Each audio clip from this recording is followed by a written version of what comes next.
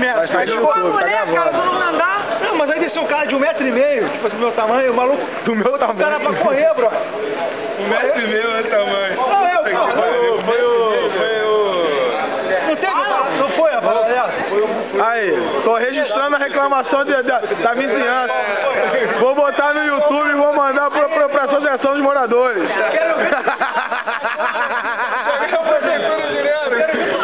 Aí, tá filmando, pai. Continua a declaração aí que tá filmando. Eu quero ver tu tirar onda agora, o filho da puta. O cara devia estar de fora, 3 com 3. Aí o maluco tirando uma onda, quebrando as paradas. Aí beleza. O cara quebrando a porcaria. Porra, meu irmão. Desceu o maluco, aí desceu o maluco, outro prédio. O maluco o cara de fora. Zagueiro, maluco. Aí o maluco desceu com o final de pau, maluco. Aí, ô filho da puta, eu quero ver tu tirar onda agora, ô filho da puta. Os caras são voados, cara. O cara grandão pra mim, irmão. Portão mesmo. Naquele negócio da puta, ele também desceu. O Gustavo desceu também, queria bater na puta. Queria bater na puta, esse maluco é do 58, né? Ele é o delegado, esse maluco. Aí o cara falou assim pra ele. Gustavo, o cara falou assim pra ele. Porra, mano, tudo tu quer enfiar porrada. Não é Olha o declarante, olha o declarante. Tudo tu quer enfiar porrada, o grandão. Tudo quer enfiar.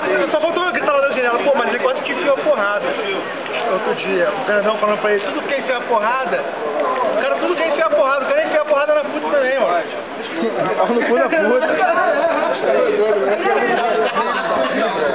Eu não tava preparado pra perder uma das minhas. Olha quem tava no churrasco, Romário. Ai.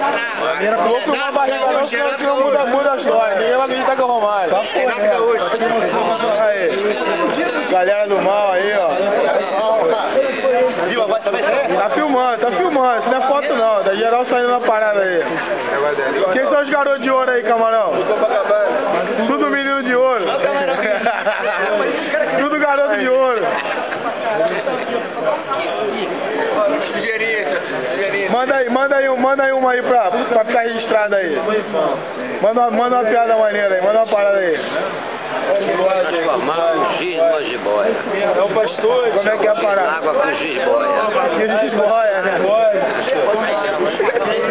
Garoto de ouro, se derreter só dá um anel.